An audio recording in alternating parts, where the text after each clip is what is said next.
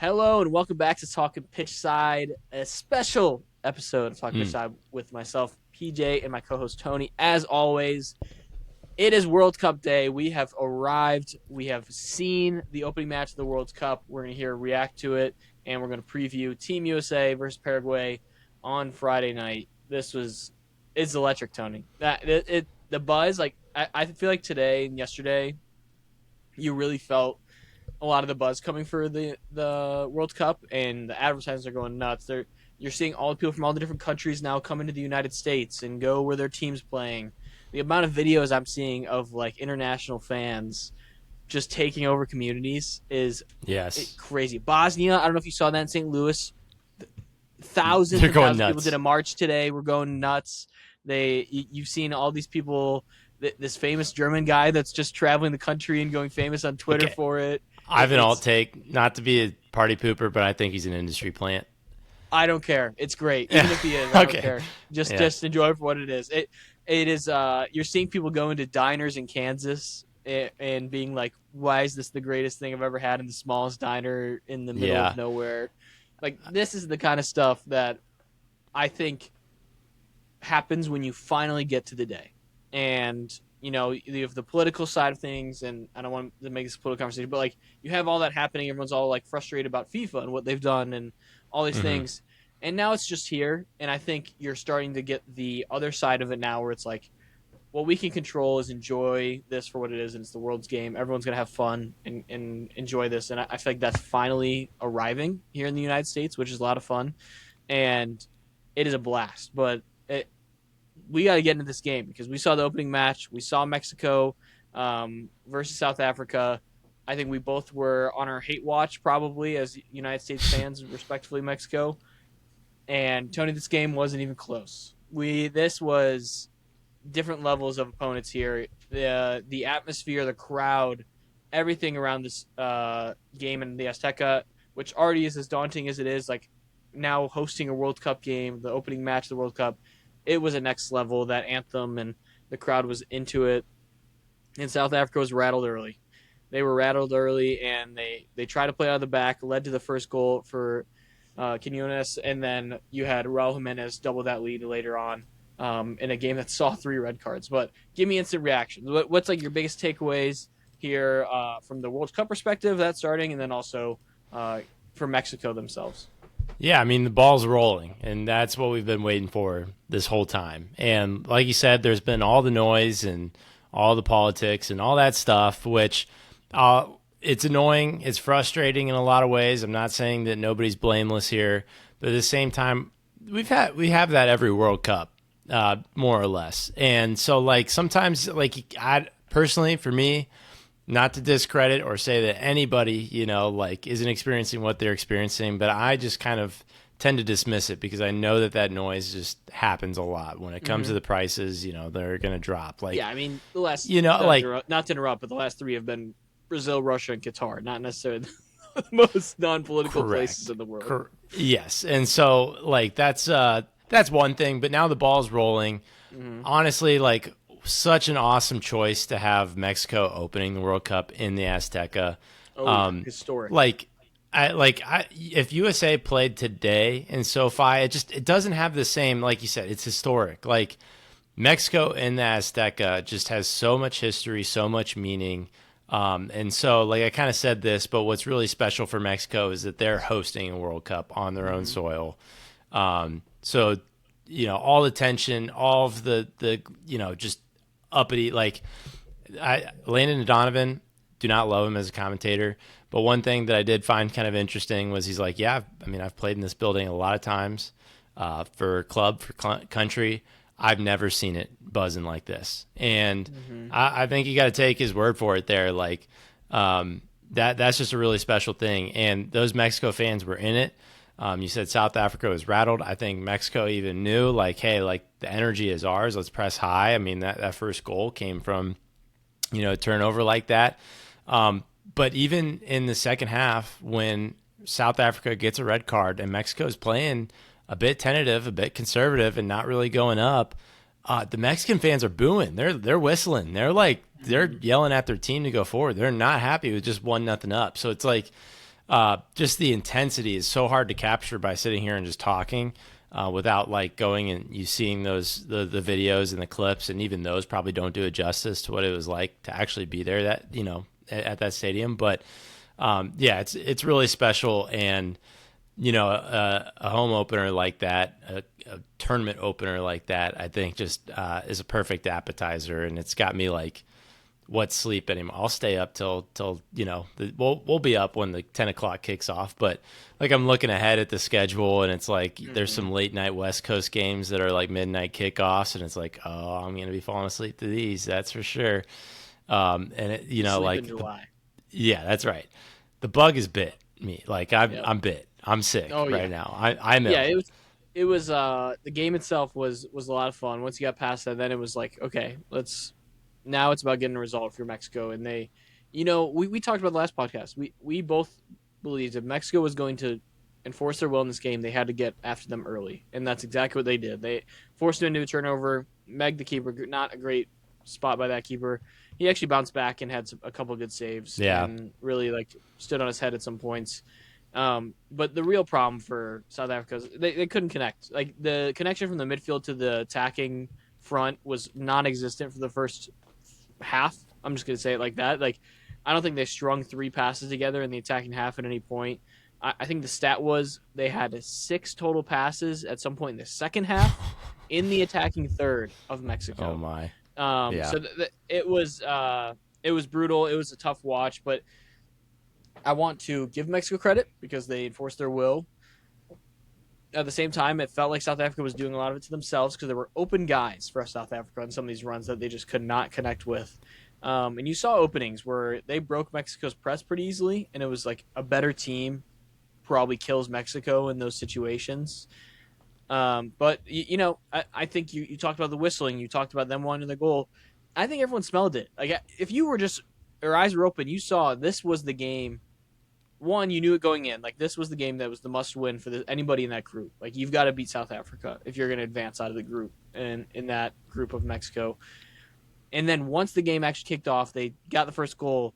I think everyone smelled the blood in the water. It's like, you have to take advantage of this game because South Africa and Czech or South Korea and Czech are not going to roll over like South Africa is going to roll over, and because they have the talent to bounce back and fight back. So I think that's why you saw that, and good on them getting the second goal, but they should have had about 5. And our guy, they mentioned the broadcast multiple times, Brian Gutierrez, who we know very well from his Chicago Fire days, gets the start for Mexico, which is another side storyline that I want to touch on. But he looked great, just couldn't finish when he had his chances up front. He gets the red card forced, which ended up being a key factor in that game. So I think he played great overall. He's looked great for Mexico. It's crazy to the rise that this kid's been on quietly over the past year. And I think we don't get exposed to the rise of guys who leave the MLS and aren't in the U.S. men's national team sphere anymore. And that's like, he was kind of X'd out of it. Like, under Greg Berhalter, especially, they were kind of like, they didn't see an avenue for him to come up. And our midfield depth being one of the biggest reasons why we have so many guys playing in Europe right now, that it was like, you're really not going to get a shot. And he makes the switch to Mexico, and over the past year and a half has just skyrocketed under this Mexican national team, playing in Liga MX now, transferring that transfer, playing great in Liga MX, and now transferring to the Mexican national team. It was remarkable watching him play with the confidence he was playing with at certain points in this game, and it kind of brings a little tear in your eye. You're like, that's one of our MLS own as an MLS podcast over here, a kid who came through the MLS system and is now performing on the biggest stage. I think that's the sub cheering you have, like me and you as MLS lifers, in terms of, hey, this is our league and we cheer for this. It's cool to see, and they're scattered everywhere. If you're an MLS fan, please go look up the list. There's more than ever. There's more than ever before MLS players playing in the World Cup, and he was the guy for Mexico. Like, it was being ran through him when it was being created through the middle, and that was fun to see. But in the end, they really should have scored more. And I think the really biggest thing that's coming out of it, 2-0 is fine. Like, they're going to get out of the group. Like, I have full confidence in that right now. Mm-hmm. Now, the reality is they also lose the guy in the 90th minute, basically, to a red card on a iffy red card. Like I know it's the last guy. Yeah. I know it's like it was one of those ones I think every other ref would have given it a different way. Kind of a reckless challenge to make in that moment because I don't know how necessary it really was. And then now you're going into the two tougher opponents that you're playing against, down this man and a starter or a center back starter for your team. And I just see that as a big issue for a team that doesn't have great center back depth to begin with. So that's going to be challenged really quickly here. And that's what I'm interested now to see is how Mexico responds to that and how they bounce back. But all in all, if you're a Mexico fan, today was a great day. Like this was first game. You took care of business. We've talked about it. You win this first game, and USA, Paraguay, and Canada are all in this boat where they have favorable matchups as their first game in the group.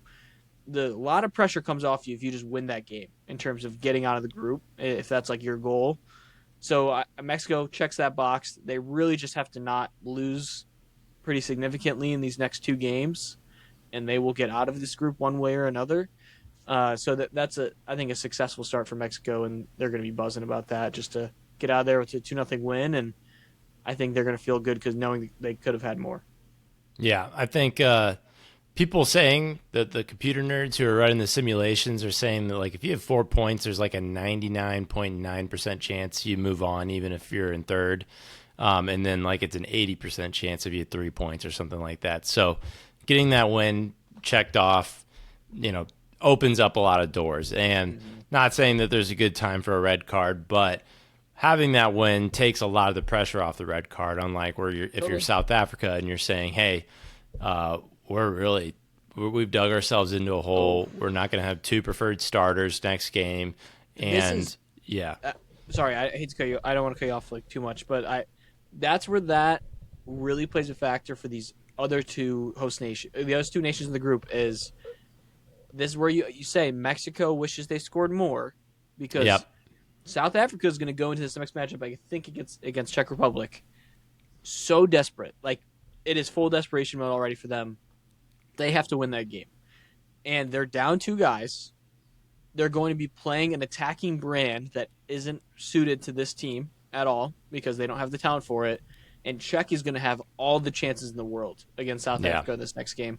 And if they like, this is where I'm talking about. Like, say South Korea wins tonight, and now Czech plays South Africa, and they win by like 4 because they're playing against a desperate South African team, and then Mexico loses to South Korea, and now you have this matchup of Czech versus Mexico that ends this group, where it's like, you've got to at least get a point, or you've like.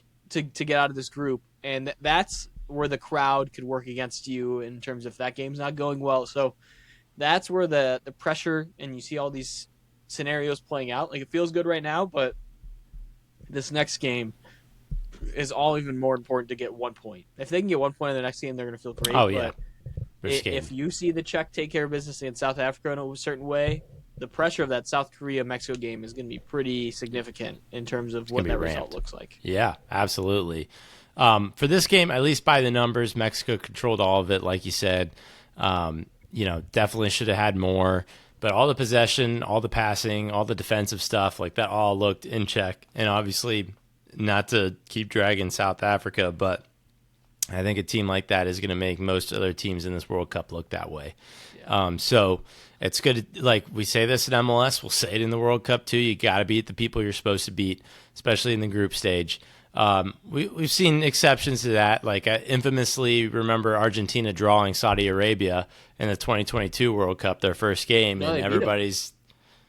They did? I'm pretty sure. Or Saudi Arabia beat Argentina. You're right. Yeah. They dropped that, and everybody was like, "Oh crap!" Like Messi's World Cup. It was like I think it was like the first game of the World Cup. It was the opening match, and the game was at like our time, like local, like 5 a.m. So you woke up to Argentina losing, and you were like, "What's going on? Like, what is this?" Yes. Yeah, so all that to say, like, you could drop a game in this, like especially our situation right now with, it's pretty forgiving. But that being said, you still, like, if you take care of business when you're supposed to, I mean, that's the difference, like, You're talking entering in as a 3rd seed versus a 2 seed versus a 1 seed. Like Yep. your matchups, your trajectory, all of that can change dramatically, and that saves you from, maybe you're bumping into a Bosnia, for example, in the round of 16 versus like a Germany. That is the difference right there. So it is wildly important that you take care of what you can take care of. It doesn't mean your tournament's over, but it does mean it's going to get a heck of a lot tougher for you if you don't. So definitely, like, you got to take that with what it was. The task at hand was to win for Mexico, and they did, right? So plain and simple, they got the job done. They should celebrate that. They should celebrate like just an awesome display of their stadium and their country for that. Yeah, like that. It was a absolutely great representation. There was no negative fan interactions, nothing. Like, you didn't see anything. It was like this discrediting what the moment was, which was awesome to see. Yeah, which is very good. And there's a lot of pressure being the host nation in the opening match. Like, that is a real thing in delivering in that, and that's why we said if you're a Mexican fan, you want to see them attack early, and that's what they did, and they got that goal. And you could tell it took a lot of relief off the shoulders of those players, and when they could just relax a little bit. So, which, by the way, did you notice the Quinones Shabalala celebration right back? Mm-hmm. They did not forget that last, ironically, the World Cup opener in South Africa. Yep. Just the turntables there, I guess. That's it was that was pretty awesome. Fun. It was fun. Yes. Quick old man rant. And I don't even think this is an old man rant, because I think everyone's on the same page of this one. It was the most ridiculous thing I've ever seen. So there's hydration breaks, which are necessary in some of these, like today, necessary in that game. It was hot in the Azteca today. It's an outdoor stadium. I totally get why they're having a hydration break. So, background. Tony, there is a hydration break happening in every single game in the World Cup. Like, that is preset. Now, remember, there are multiple games, quite a few games in an indoor stadium, which makes no sense for hydration break. I get that they're trying to create an equal playing field and everyone gets the equal treatment and all these things. I get it. So even then, I'm like, okay, I wish it wasn't that way, but I'll accept that for what it is. What I watched today on the Fox broadcast was a crime against the sport of football. That it turned into like quarters of... Yeah. The hydration break turned into a commercial. It was a commercial. They turned it into a commercial segment. And in the second half, we missed live football because Fox ran the commercials too long. That is so ridiculous, so wrong in so many ways for them to be trying to take advantage of the situation, one, to begin with, and two, in the first game, you mess it up that bad, that we are missing live football. Then I come right before this podcast, when I'm sitting there, I'm reading an article. FIFA is allowing them to do this, to do the commercial thing, like really briefly. Fox, that is like they breached the agreement immediately, like they had with FIFA. They both times, not even just the one they missed play, but even the one before, they were only supposed to run like a certain length of ads, and went way over it both times. And like it's really only supposed to be like one ad, I think, is the agreement. I was reading the article that like pops up really quick and then it goes back. They ran like 3 commercials in this span, and we missed the game. And everyone was just so frustrated. Like it's a common take, I get it, but it was. I just don't know how these people, and I get money's money. Like, they're going to take money where they're going to take money everywhere they can get it. I don't know how these people in these boardrooms sit there and they go, everyone's just going to be cool with this. Like, this is all good. We don't need to worry about this. Because it felt like basketball, like in terms of like quarters. Like, it felt like we're playing 4 quarters instead of 2 halves, and that's where it gets a little ridiculous. And it's going to keep happening. I think everyone just be ready for it, because it's not going to change. Like, I think the length of the ads might change in response to what happened, but they're going to run ads every single hydration break, and it's going to be like what I'm doing, Tony, is I'm just stepping away from the TV at that moment. I'm just using that as my like. Go to the bathroom. Go get another drink. Yep. Go get another drink. Do something, because you're just going to get pissed off watching the game. But if we miss, Tony, a goal in this tournament, or a moment, like a big moment, because they were showing me a Coca-Cola ad, I'm going to lose my mind. I'm going to lose it. So, Fox, get your shit together before we really mess something up. Right. The problem is it feels sacrilegious because that's one thing that's been sacred to soccer is like you've had 45 minutes nonstop, right? And I hate that it's the American one that's doing this. Like that's the frustrating part is we already have all of this crap where people lay on us, and then you're doing the commercialized shit in soccer. Like that's where it gets frustrating. So the way I see it, because I didn't read that article, but like I did hear like, oh, Telemundo wasn't, doing that and all this. The way I understand this, or here's my guess. I'm just projecting here, but I think one of two scenarios happen. One, it's first game of the World Cup. You're gonna have glitches, or maybe not glitches, but errors, coding things. Just didn't rehearse things right, whatever. And they really didn't realize how short the water breaks were going to be. That's number one. Number two, which I think is, well, I'll let you decide, is that, like you said, there's a boardroom somewhere that says, hey, like, how much money are we going to make if we show 2 more ads during this? How much money would FIFA fine us if we did that? Are we worried about losing people? No, it's the first game of the tournament. People are going to still going to watch. What are they going to do? Leave? Where are they going to go? Are they going to go subscribe to Telemundo and then listen to or watch the game in a language that they don't know?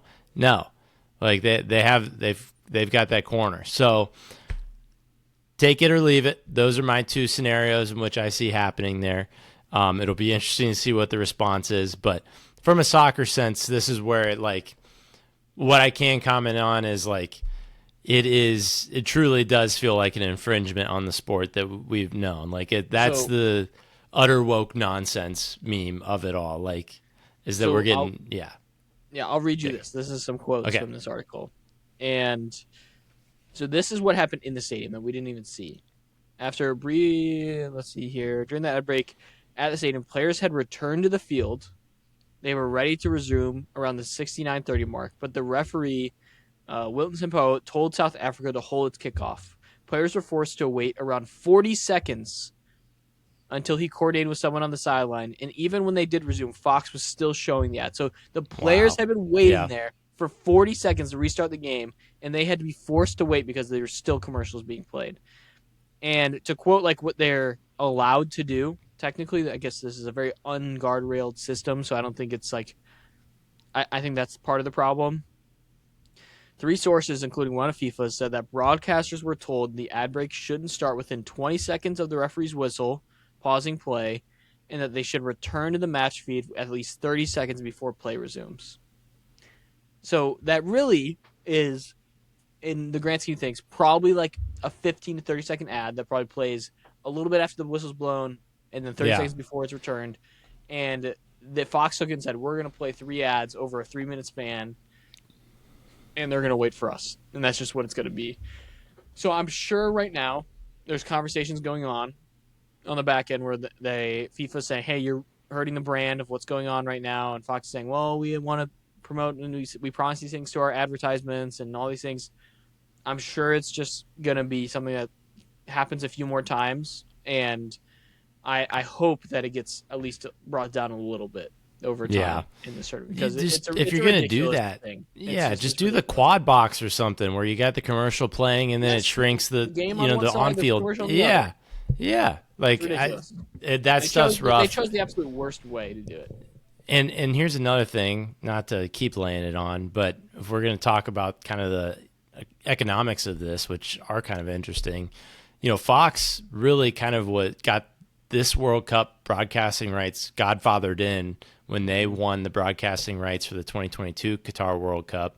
And it was because FIFA felt bad because they moved that World Cup to the winter and there was more competition, TV competition then. So like Fox is getting a crazy deal on these broadcasting rights. Try to take back that promise they made because they were like, wait, we're losing out on billions of dollars here because we said you'd have us at ESPN, and all these other companies are now suing FIFA because they were like, why did you not open up these broadcast rights for the biggest moment in our country, in this country's history? So it's a whole thing. It's FIFA. This is what it is. It's FIFA and these big corporations, and that when push comes to shove, they're going to look out for the next buck. So unfortunately, that's right. how it is. And But us talking heads, we get to see the ball roll sometimes, and then we can talk about that. sometimes, So yeah, yeah, when I'm not watching a Adidas or Powerade ad, for sure. ugh, Um, yeah. okay, well, congrats Mexico. Way to represent well the host nations. That was a good showing. Like I said, it was fun seeing Brian Gutierrez like get the start and play significant minutes. Broke my heart a little bit not seeing Memo Ochoa get the start for Mexico. I was like, just let one more ride. Come on, one more time. Yeah. Let him back out there. Um, now, I think you could have put me in that net in that game. Probably would have ended 2-0. So There was two shots on target, so if you yeah, think you could have done it, you can, and I don't think they were super threatening shots. So, no. but that being said, Mexico took care of business. They controlled the game and they did exactly what they needed to do. So congrats Mexico, all 3 points. Moving on, Tony, we're going to talk about USA Paraguay. We talked about South Korea, Czech, and Canada game last episode. So if you want to see what our predictions were there, feel free to go listen until last episode. USA Paraguay. I have never been more nervous for a game in my entire life for the U.S. men's national team. I'll be honest with you. I think it's interesting because I think last World Cup it was we need to see this generation do something for the first time, like show up for the first time. They did that. Let's call it what it is. They showed up. They were in a group with England. No expectation to win that group. They got out of the group and got to the knockout round and lost to the Netherlands. I think everyone walked away as much as we'd want them to see them beat Netherlands. We're going, hey, for this group, this generation, success. This was a success. First taste of the World Cup after the embarrassment that was 2018. You bounced back. You got out of the group. Success. You then had the Copa America in between this and this hosting the World Cup. After we found out you're going to be hosting, you're like, okay, it's all towards that. We get to play Copa America. This is great. This generation is going to build off that World Cup, perform in Copa America, and take steps for the next World Cup. Copa America goes about as crappy as it could have gone. Right? I mean, Tim Weah event, elbowing a guy, like getting the red card, killing our season in the Copa America right then and there, and killing Greg Berhalter. You then go out and make the splashy signing that you could get in terms of a coach in Mauricio Pochettino, and it kind of reignited this pressure onto this group. And I think it hit me recently because I think I still view this group as a really young group, which they are. Like this is, I mean, they're still a fairly young group, but the core of this group, Tony, is like hitting their prime. Like in reality, they are in their prime. And the next World Cup, like a lot of these guys are gonna be like 29, 30, if not over 30, and that's like the last of that generation, like the last time you'll see that generation in a World Cup in all the grand scheme of things, unless you're Tim Ream, who just plays forever.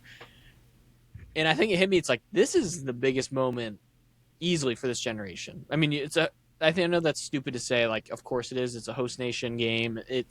This is this generation's like coming out party. It feels like it needs to be, but it's like a balance of yes, there's a lot of pressure because it's a host nation and you're inspiring the next generation of players. Like you talk to all these guys, they all talk back to a memory of Tim Howard doing what he did against Belgium. You hear about Landon Donovan and Clint Dempsey against God, like all these moments. That's where I think there's a lot of pressure. It's like you've got to have a moment here as a group to inspire the next generation, inspire soccer culture in America. But at the other breath, I think because of how bad Copa America went, everyone's expectations aren't like go win a bunch of games and deliver. Because I think true American fans that have been watching this team are very real with what this team is. I think that might help them though. Like I really do. Like I think they're can convince themselves a little bit to be like, no one believes in us now. Like we've now gone the other way where 4 years ago you probably were saying by 2026 there's going to be a lot of pressure because this team's flying high and there's going to be expectations to win. And now you fast forward and it's like, that's not really there. Like I think there's expectations to win for different reasons, but not because this team has shown us they're a super talented group. Like I don't think that's why. I think it's because you're a host nation. You want to deliver the next big moment for this country. So I think that makes me feel better about what this is, but I've never been more nervous because this Paraguay game decides the group. That's the reality, because this is the worst team in the group with injuries that have played into it. Now Yeah. Paraguay is the worst team in the group. I feel bad for them. I don't mean that in a negative way. I just think that them and Australia were close to begin with, but with a couple of these key guys in Paraguay not featuring now, it's going to hurt them in the attack especially. And I feel so much pressure watching this game for this group to you got to win this game. One, to be like get the country rallied behind the group and get them going for this run, and two, just for survival out of this group in terms of feeling comfortable to get out of the group. And I think that will take a lot of pressure off you as a host nation. Yes, Mexico is feeling the same thing. Canada's feeling the same thing. I think the United States feels it way more than those two countries, if I'm being honest with you, just because of the culture here in the United States around soccer and what this group is in terms of talent-wise compared to Mexico and Canada. Like, I think there's way more eyes in the United States, and because of political reasons, everything under the sun, to have that focus and pressure. And the Paraguay game is like the culmination of it all. And it's going to be all eyes on a Friday night. USA, can they deliver? And if you can come out of this, Tony, with this, even just a result like Mexico today, a 2-0, a 2-1, the country will rally behind this team. They will rally behind this team so much, and as everyone gets into World Cup fever. And I think that's the importance of this game, is you've got to get the country backing you. You've got to get people inspired that you can make a run. And I'm not saying a run to win it. I'm saying just a run to get out of the group and win a knockout game. And I'm really excited and nervous. It's just there's a lot of feelings I'm feeling, and I'm excited to be around all of my other fellow football lovers and tossing beer in the air if we score on Friday and enjoying it for what it is. Yeah, I think the reality of when it comes to pressure for this is, like you said, you think this game is going to be the biggest game for this generation. And I think that's just going to be the way it is for every game, like every game we come upon. You know what I mean? Yes, I agree. So, like, obviously, I absolutely agree. So far, this is the biggest game that this generation's going to play in, is this Paraguay game. And then it's going to be against Australia. And then, there's going to be some seeding implications, so it's going to be against Turkey. And then it's going to be a knockout. And then it's the round of 16. And that's where we kind of get into our expectations of, like, kind of like what you're saying, like those that have followed U.S. men's national team through this time, and not the ones that are just tuning in for the World Cup. By the way, everyone's welcome here on this podcast. But those expectations certainly have been like just whelmed. Like we are not. I don't know if you are in line with me, PJ. I am very convinced that we're getting knocked out in that round of 16 game. I think the expectation is to get to the round of 16. And after the 32, we will not be favored in a single game. Not a single one. The expectation will be for us to lose from everybody outside of our country. But I think the expectation is to get to the round of 16 as well. You know what I mean? So, like, you have to get there. If you don't win that first knockout game, I don't think you met expectations. I think that generally, like, I'm going to look back at this World Cup disappointed in the USA. I agree. That being said, though, that can flip so quick. If they rip off that upset in that round of 16 game, like, we're dancing. We're in a quarterfinal. That's a place that the U.S. has been before, but not in you and I's lifetime, at least following. It was 2002. US, So, like, I guess watching lifetime, we'll say. And that's different. Like, that would be, by the way, because of the format change, we've never won 2 knockout games, in one World Cup. That was at that time only 1 win. So if they rattled off 2 straight knockout wins, that's big. The country would be going nuts. It would be going because in all reality, Tony, the reality is if we finish, say, top of our group, and the other teams finish top of the group that we expect, the quarterfinal is against Spain. Like that is the matchup we will have, which is that the game would be probably the most watched U.S. event ever if you played USA Spain. I mean, more than the Super Bowl, maybe, I don't know, but I'm not sure about that. But it would be hard to calculate because of international viewing. But but I'll turn this into maybe a feel good for a second here. Like, we've been so excited for this World Cup because of the growth of the game, and what makes that like exciting is I get the picture in my head of the random sports bar that's not normally going to play soccer, but USA is playing in a knockout game, and now there's people that don't normally watch this and find themselves on the edge of their seat. Like, come on, USA, score! Like that goal goes in, that game ends in a win. You rip off that upset. Like, think of the people, like Well, the amount of people, the new fans, in, like the interest, like yeah, and just we've experienced it in World Cups past, like when it's happened. Like I really, for me and you, it's 2010, 2014. Like those yeah, were like the years we were really watching them and following, and like as kids and being like, this yeah. is We these know guys where are we were gods. during those These games. Oh, I vividly Yeah. remember it, like the goals and the Clint Dempsey Ghana goal, like that is Yes. ingrained in my head. Being at this sports bar with my family and friends, and everyone going nuts 45 seconds into this game, and I that's what I'm like. Yes, success is getting to the round of 16. That is from I think a person who just follows the game really intently. Success, I think, also is getting on the group. Is like you've got to get a group of people to remember Yeah. this group of guys. But Correct. in the group stage, having a moment, like having something. I kind of wish, like, I mean, imagine Tony. Imagine Anthony Robinson did what he did in that friendly Oof. against Yeah.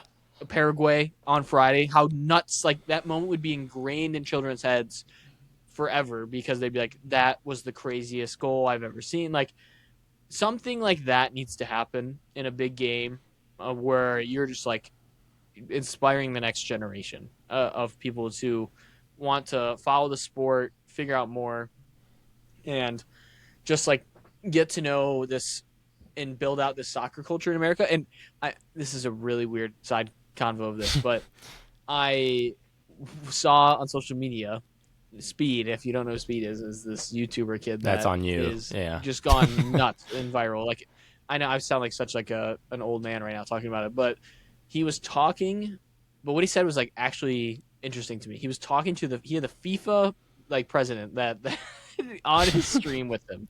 Like he was talking to him and like interviewing on a stream. And the guy had asked him like, what do you like what are you most excited about to come out of this World Cup? Like the president asked Speed that, and Yeah. his answer was really like really honest. Where he said, I think the biggest thing that he was like the thing I'm most excited about is the soccer culture that can be built in America following this. Like Wow. from where 1994 was great because it started it. It was the beginning. Like it was like Yes. no one really watched it. We didn't have a league. Like, no one really knew anything about it. League is established, doing great, building out slowly. We're adjusting now in the next couple of years to the rest of the world where it should grow even more. And I think like it is interesting to think about the foundation that exists now, the baseline. I think people are way more knowledgeable now about the sport of football and soccer than they were in 1994 when that happened. Like they just generally know more because of MLS teams, in the names, and social media helps with that too to a great deal. And if this team goes on a run, I like you can see the vision, especially if it's like a really fun environment and they go on a run. Like I can just be convinced, like the way I've been talking to people leading up to this. People ask me questions because they know I have this podcast and they know that I'm a soccer guy. Like I keep getting asked questions like I'm like one of the players on the national team, which is hilarious. Yeah. And those type of people, I'm like, if you go on a run, those people are going to experience super fun memories in these bars and in these moments with friends. Where they're going to be like, I want more of this. Like this is a ton of fun, and that's where the instruction of like now having an established MLS league existing in our country that is respectable. I now there's a lot of things I wish we did better, which was I wish that we did the sprint season before this Mm-hmm. World Cup, so then we could start right after the Oh, World it'd Cup a just be brand new electric. season. Like Yeah. there's critiques we all have. Like I can't change that now. It's not going to change. But the fact that this can end, this World Cup can end, and especially if you have like an iconic World Cup final, all these things, and now they can go. Here's this. Not it's not. Here's this brand new league of a bunch of guys you've never heard of. Like in this league, it's now, hey, this Lionel Messi guy, these other talented guys you're going to see all the World Cup. This Yeah. American that's going to probably transfer to the World Cup. Like it's going one of these guys will is playing in your backyard in a week. Like you can go watch that guy Yeah. right now. And I think if you're an MLS executive I think you're the biggest Argentina fan that's ever existed in the world right now because if you have Messi, I know it already happened last one, but a home soil World Cup, if like Messi's in the final or pushing towards it, it could do so much for the league in terms Yeah. of just like getting people invested right after. And I think I my only argument, Tony, we've talked, we wish they did the sprint season, that we wish they did like this upcoming season would be like right after. The only argument I could see against that is if they did a normal schedule after this with the rest of the world, there is like a month and a half after the World Cup where it's just there's A nothing. dead period. There's Yeah. nothing, there's no that's not like a time where you'd be like, oh, now let's go, and because there's not really anything to point to. That is the only benefit of the way it's going to be run right now is literally that World Cup final is going to be happening in the midst of the MLS season already had been like kind of started, and it's going to be like that was awesome. I want more soccer. Oh, FC Cincinnati plays on Wednesday, like right after Mm-hmm. this final. We can go watch the game. That's where I hope the MLS takes advantage of. I hope America takes advantage of this opportunity. But any of that, all of that, starts with this team delivering on Friday, Yeah. and they've got to take care of business against the worst team in your group. You've got to win. Of course, a convincing win would be the best case scenario. I'm not convinced that will happen with this group at any point, and I don't see them showing us that. But if you come out and you just have an offensive dominant game against a Paraguay team on home soil, the momentum that can be built can take this team to the round of 16. I fully believe that. I think if they get a first top of the group draw, like they can get to the round of 16, and they will play against a team like Belgium. And we've seen Belgium; they've beat us not too long ago, but that's a team on any given day you feel like you're going to go into that with momentum, especially if you're playing well out of the group and things like that. That you can beat a team like that, and I think that's where you start to get excited a little bit, but all of that starts with Friday, and you can't drop a point in this game. It is the only team you can't do it against. I think if you beat Paraguay, a draw against Australia isn't the end of the world. Like it isn't, and then you still have another game against Turkey to go and win the group. Like things like that, all come into play, and all the pressure comes off you beat Paraguay, and that's the reality of it. We've seen what the starting lineup's going to be. We saw that in this past game. Like it's been proven now. Like they're practicing like it. And I think, Tony, like almost every single guy in that group that's starting, we probably would have handpicked ourselves. I think there's a shout for one or two guys, but Sure. like it's not like a negative shout. It's like a hey, this guy's also good type of Mm-hmm. conversation. And this is just this group's moment, and that's what I've just come to the realization of is they can do nothing more to prepare this group. They've had every opportunity to do so, and they're rolling out probably our most talented 11 onto the field that we would prefer, as me and you as our friends have talked about. And at that point, it's all about how they play on the field. And my only hope is they just represent America well, the country well, and put on a show, because it's going to be the next generation that's watching that wants to create the next moment. And I think from this point forward, generations are only getting better. And that's the reality. Like, and our systems are only getting stronger, and a home soil World Cup can completely revitalize this country in terms of its culture around the sport of soccer. And I'm excited to see this team deliver on Friday, because I really do think they will. I think they will win this game. And now I'm gonna be stressed every single moment watching it, drinking beer and freaking out. But I hope that it can be a celebratory beer toss at some point while we're watching that game. Yeah. This is what the hope is, and there's just no way this happens, is that the cloud that's been hanging over this team for really the last 2 years has been it needs to mean something. The players don't put in effort. All of that. Like, there's no one putting anything on the line. Pochettino's done a lot to fight that since taking over, and Mm-hmm. I think we're there. I mean, it's the World Cup. If you're not getting up for that, I don't know what you are. You should just not be a professional, quite He said frankly. it today in a quote. They said, Yeah, "What kind of speech are you going to give him?" And he goes, yeah, and he "If said, "I'm they not need a giving you one." speech now, there's a Yeah, problem. There's no need for a correct. speech. They're playing in front of their family and friends for a World Cup.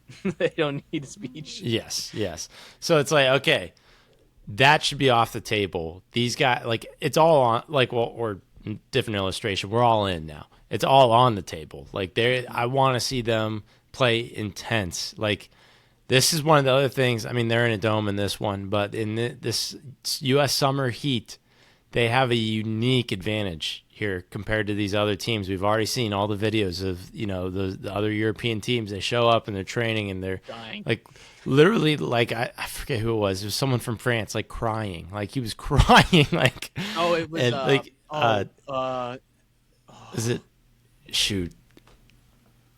We'll come back to it, but was it I want to say Upamecano, but I don't think it was. It was one of the center backs. It was one of the yeah. guys. It was somebody was like it was like their hand on their head. Yeah. Like so yeah, it was like an 80-degree day in Florida. Correct. Yeah, so it's like we have that advantage. Like bring the intensity. Like use this. Like there are all these little things that can add up for us to be the extra 2%. That flips the script here. We don't need that 2% against Paraguay. We should not need that 2%. Like we've mentioned, pretty injured Paraguay team, which is really unfortunate in a lot of ways for them. Even their starters here, like, I mean, Almiron's questionable, but like even in MLS this season, like he has just not really found his footing. Those kind of things, like this all favors us. Like this is a team that you got to like go up press. Like I don't want to see what Mexico looked like from minute 45 to 60. I think you're going to see a quick press from the U.S. I really do. Yeah. I think they're going to see a very similar style to what Mexico did because I don't think Paraguay's talented enough to break it consistently, and it's just the same thing. It's the pressure of trying to get that early goal. If you can get it, correct, you can really take a grip on that game. Even after, if you get it, like you keep going. Like I want to see like almost like a persistent patience. Like they are on top of Paraguay the whole time. There's no time for them to let them establish what they want to do. Honestly, that's the only way I really see Paraguay getting a footing in this game is if we give them time to like receive the ball, turn and face the U.S. net and break some things down. If you don't let them turn, they're going to struggle. They're going to, I mean, just point blank, like with the talent deficit, like they are going to struggle. So smell the blood in the water, go after it. Like that's what I want to see from U.S. I don't want to see like any breaks on. And I don't think we will. And that's what I'm like glass half full, like saying here, like this is the World Cup. I think that they're going to play that the way they want to play and they're going to execute. I did think it was pretty interesting listening to, I don't know if you've listened to this one, Inside American Soccer with Tom Bogert and Tab Ramos. I didn't listen to this recent stuff. Yeah. Yeah, and to Tab, for what it's worth, if that's not a familiar name, like he played with the U.S. national team. He was an assistant coach under Jurgen Klinsmann on the U.S. national team, coached in the 2014 World Cup there, and then now does a bunch of media stuff. But like he talked about like how they prepare for these games, especially in the World Cup, which I found really interesting. And it was like, at least for the 2014 World Cup, and maybe this is they had film and stuff, but it was a little bit not all the way into the data and analytics age, but like they would just around their camp hang up posters of profiles of the team, like players on the team that they were playing against, and saying like loves his left foot, like sharp 180 turn, like all these things. And so like, yeah, you would like the coaches would text clips like of saying, hey, this is the winger you're going to be facing to players. But that's not really what took for them. It was like, in between reps in the workout room looking and saying, okay, this is Miguel Almiron. Okay, like interesting. Like, and them talking about it and breaking it down. Like that was how they learned. And so like, I think that that's something similar in this camp too. Like Pochettino has to have what they learn, like they have to figure out what they're going to do to commit everything to this. I know there's going to be like moments. You've been saying a lot of old man stuff. I'll say my old man thing.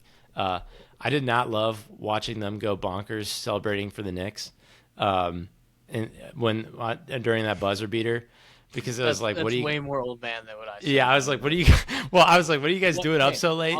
And why are you jumping on each other? Like, don't break everyone. Like, yeah. Well, yeah, I'm with you, and I was watching every single Tyler Adams jump over the couch. I was like, no, stop. I don't want to watch Christopher Roldan play. Please don't. Yeah.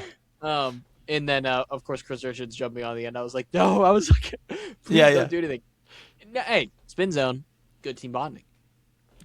I'll take that. Yeah. And, like, sometimes you got to get your mind off it. Totally get it. But like, I just want to see this team dialed. I'm sure they are, but like, I don't know. You see all the fun stuff, and you're like, like the Nah, they're crazy not. places that That's some of these teams are staying at, like, or what, like what's the thing?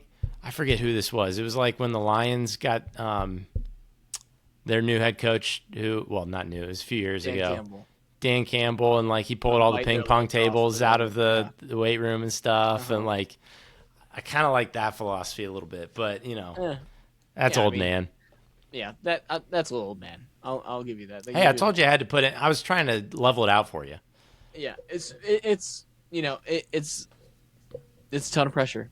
It really is. I hope they're dealing with it well, and I think you're going to see some aggression early on. And I think it's a bit poetic for this group in this Pochettino era that I think the first game you would point to under the Pochettino era where this mentality of we're not going to be pushed around and out physicaled anymore was the Paraguay game where they got into Yeah, that the scuffle. big fight. And, I was listening to, I'm going to reference another podcast that we listened to is uh, Soccer Wise, and Matt Doyle and David Goss were talking. And Matt Doyle said he went back and watched that game. Like he went back and watched the Paraguay game where things kind of shifted mentally because we won 2-1 and we allowed a late goal, and then there was the scuffle late in the game.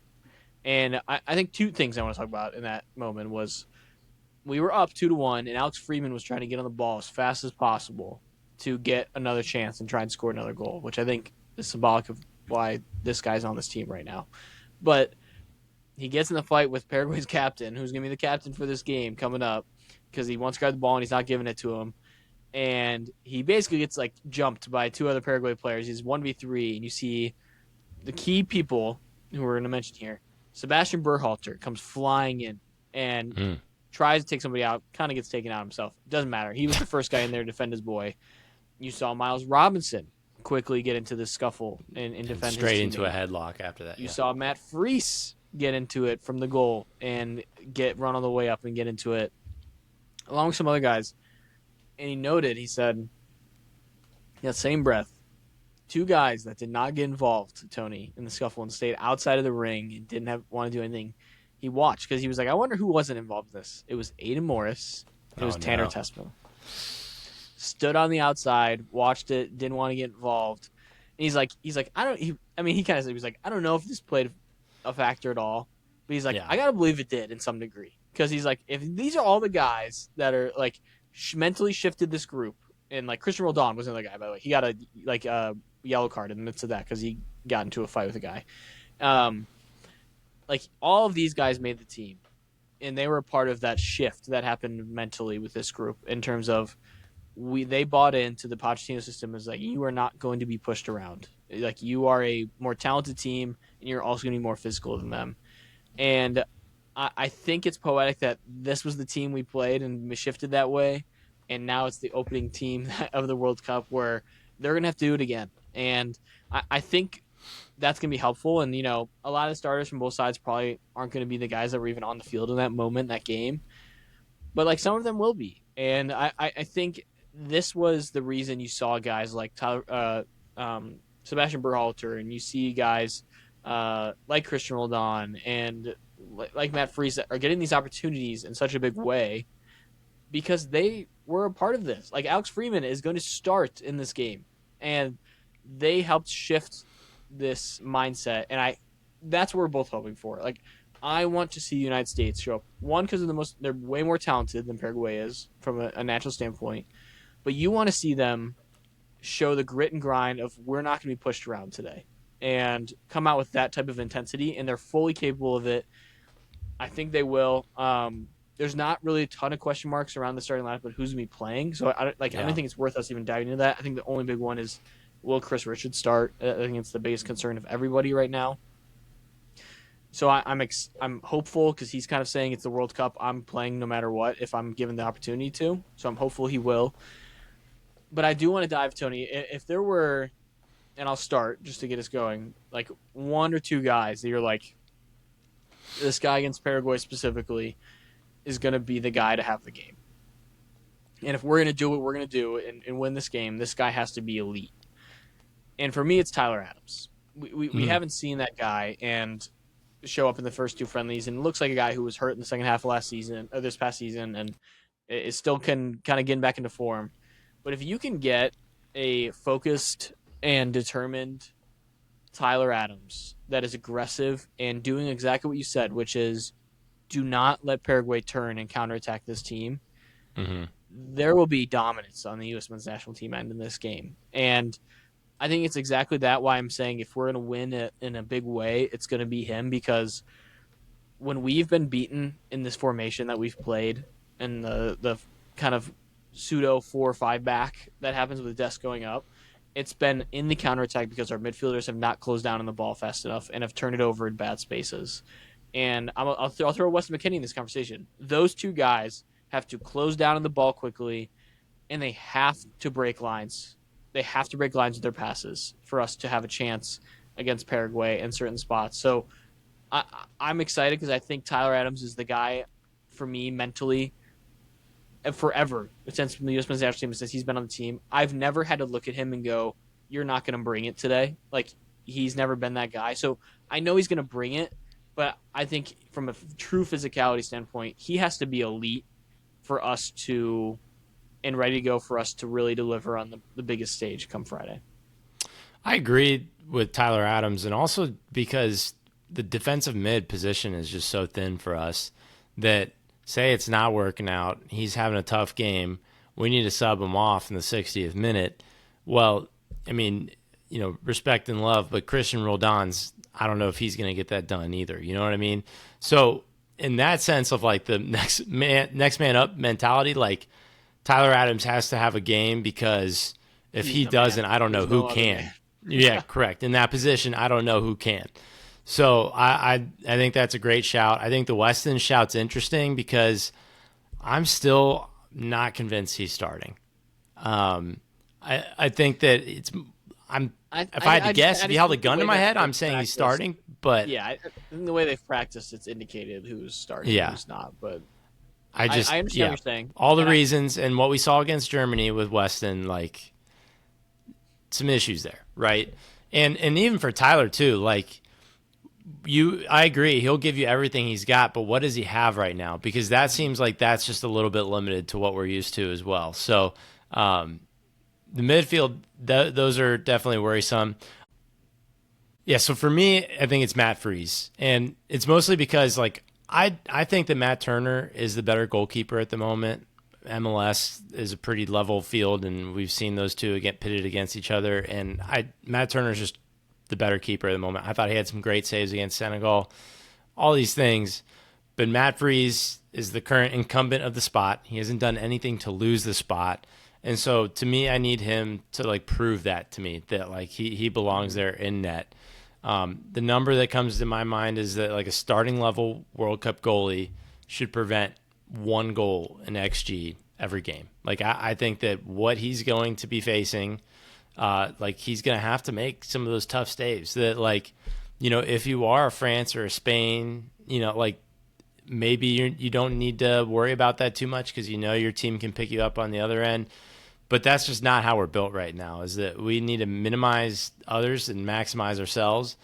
And like that, it's all about just those moments, right? Just taking the energy out of their moments and putting the energy into ours. So I need Matt Freese to be able to provide light a fire under our butt. Like those moments where, maybe the other team's really on top of you and rattling off, shot, in your low block.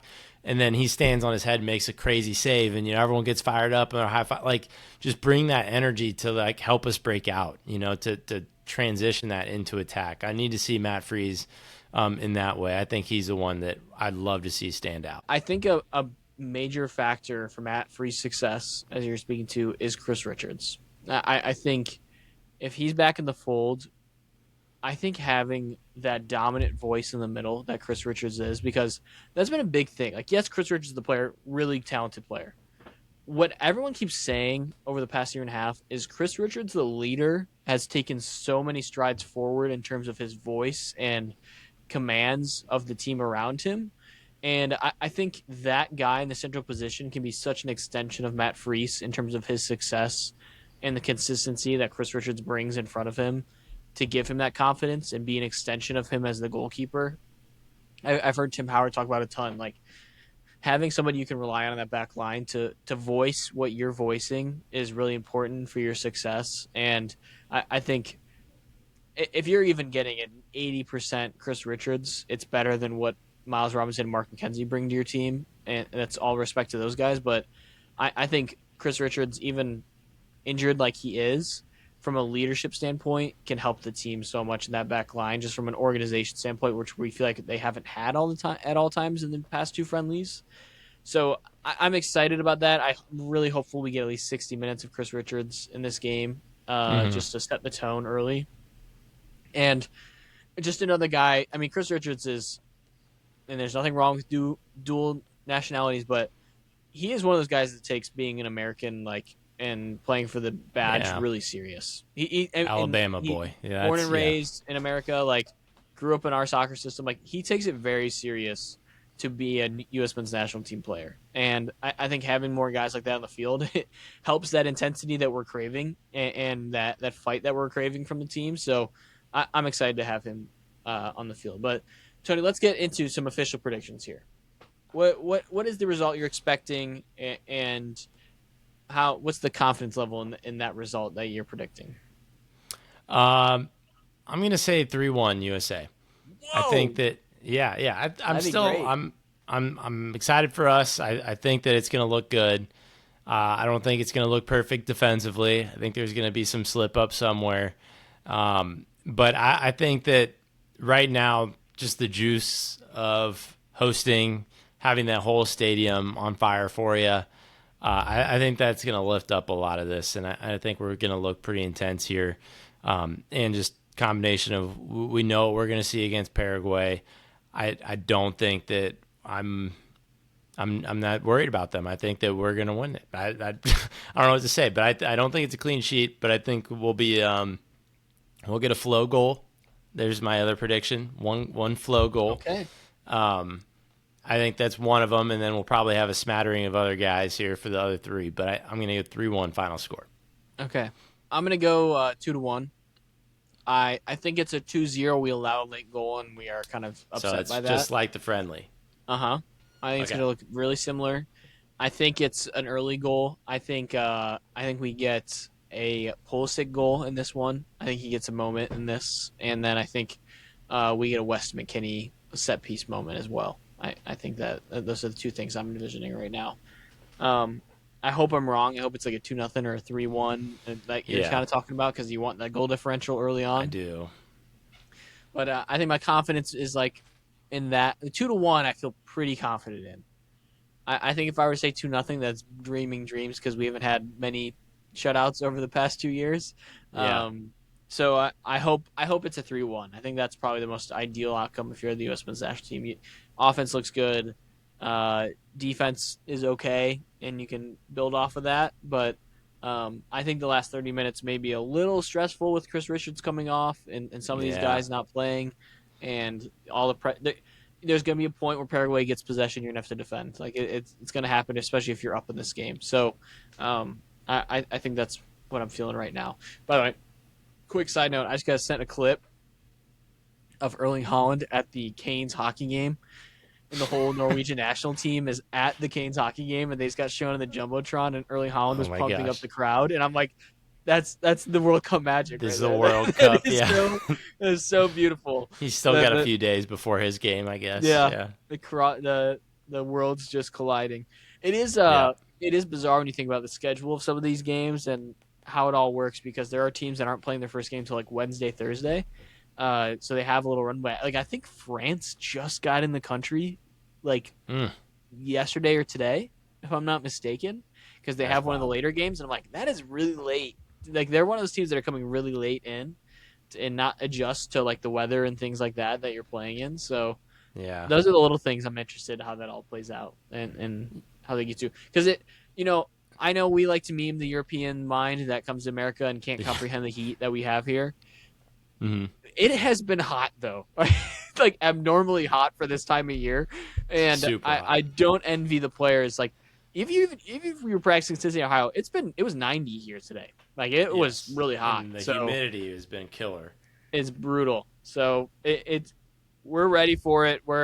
We hope that that gives us an advantage playing it in this humidity and this heat. We're playing indoors though, so I don't think that really matters.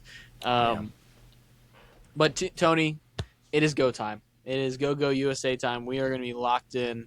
I feel bad. I don't think you're going to be. You're going to have to be listening to it. I don't think you can I even watch it. Am I correct? yeah, if yeah, I'm gonna be watching it or listening to it. I'll I be don't. listening. I don't want to. If I don't want to out you any illegal activities, so I'm going to leave it at that. I'm But gonna be listening to it. okay. Um, but List Washington. I will be. Yeah, I'll be in a packed bar, and probably at that point, 5 to 6 drinks in, waiting for this game to start. So pray for my body that Yeah. it I will be withholds zero drinks in. I the can promise marathon. that. Yeah, withholding Yeah. the marathon that is about to hit my body. But we get to get the appetizer of the Canada game beforehand, so that's a good hate watch to start with, and then we get go into the U.S. men's national team game, and hopefully we come out winners. And Okay, I mean, hold on, real quick though. Maybe not Mexico because they're our arch nemesis, but like, are you? I'm kind of of the mindset with Concacaf, like kind of like if your team's Big 12, you're rooting for other Big 12 teams in the not right tournament. now. Jesse Marsh can lick me sideways. We kind of He screwed can't Jesse. keep us out of his mouth, dude. He That's dogged true. us today. He said I used to have to beg people to sing the national anthem for the U.S. men's national team. Our Canadian team sings it with Sounds pride. like he's not a good motivator. Yeah, sounds like he didn't get a job. So shut up, Jesse Marsh. Okay. So Yeah. I'm at the point where I don't think I really care. All right, so Haiti it is. That's Yeah, I'll cheer for the yeah. okay. Yeah. Go Haiti. Sounds good. And, Yeah. and, and honestly, I'm kind of just hoping they fail before we do. Is more the motivation that happens with the Yeah. CONCACAF host nations here. I was hoping it would be Mexico. It didn't happen. So now I'm just turning my sights onto Canada and being like, please do it before our game at night. Double hate watch now. Yeah. Yeah. Yeah. I don't want an 0 for 2 hate watch going on before the U.S. men's national team play. So, okay. Well, we will be back on Tuesday to recap that game among a ton of other games we have over the weekend. I think there's 5 on Sunday alone that we'll be talking about. So Music to my ears. sit back and enjoy it. You've got 27 straight days from this point forward of World Cup soccer on your TV, enjoying it every day. RIP to any of my meetings after 3 p.m. for work going forward for the month of June. So we appreciate you guys. We'll see you guys Tuesday, and go USA. See you.